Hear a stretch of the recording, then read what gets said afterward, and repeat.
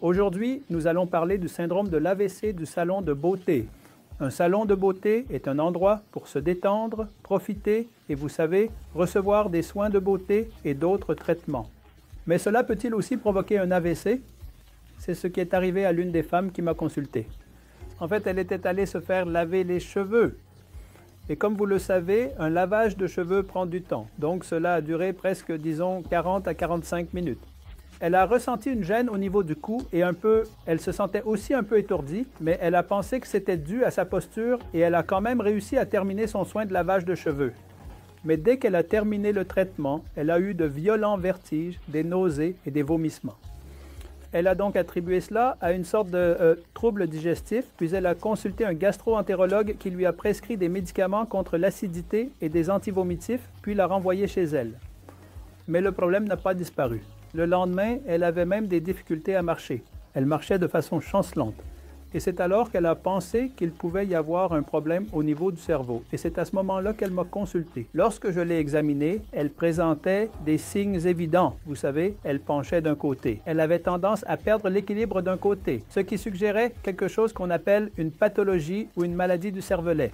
J'ai donc immédiatement demandé une IRM cérébrale et alors nos pires craintes se sont confirmées. Elle avait fait un AVC avec la formation d'un caillot sanguin dans le cervelet, c'est-à-dire à l'arrière du cerveau. Maintenant, peut-on dire que c'était à cause du traitement en salon de beauté ou du shampoing? Oui, parce que ce n'est pas le premier cas que nous avons vu. Si vous regardez la littérature, des cas similaires ont été rapportés dans le passé dans d'autres pays et nous-mêmes avons également observé des cas similaires auparavant.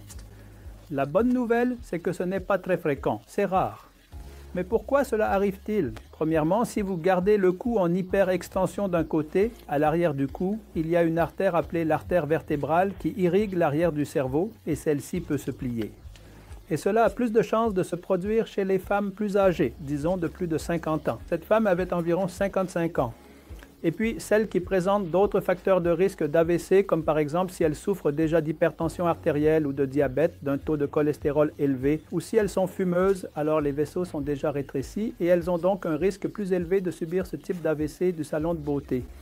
Alors maintenant, la question est, devons-nous arrêter d'aller dans les salons de beauté ou devons-nous arrêter d'y aller pour un shampoing? La réponse est non. Il suffit simplement de prendre certaines précautions. Premièrement, assurez-vous que la position du cou n'est pas inconfortable.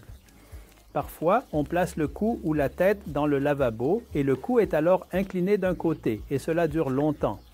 Donc si c'est le cas, essayez de réduire la durée.